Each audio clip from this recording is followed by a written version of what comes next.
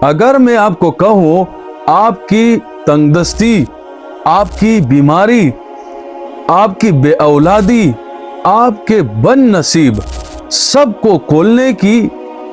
چابی ایک ہی لفظ ہو تو یہ بالکل صحیح ہے، کیونکہ اللہ تعالیٰ نے قرآن مجید میں فرمایا ہے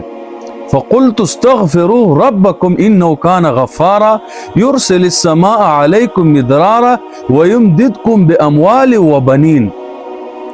تم استغفار کرو، اللہ تعالیٰ آسمانوں سے تم پر برکت برسائے گا،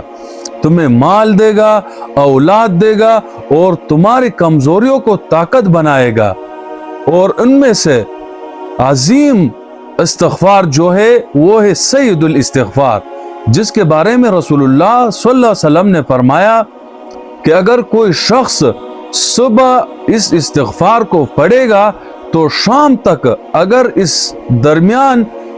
موت آ جائے تو وہ جنتی ہے، اور اگر شام کو پڑھے گا تو صبح تک موت آ جائے تو بھی جنتی ہے۔ تو اب ایک ہی استغفار میں ہمیں جنت کی خوشخبری بھی ملتی ہے، ہمیں رزق کی تنگی سے بھی نجات مل سکتی ہے، بیماریوں سے بھی شفا عطا ہو سکتی ہے،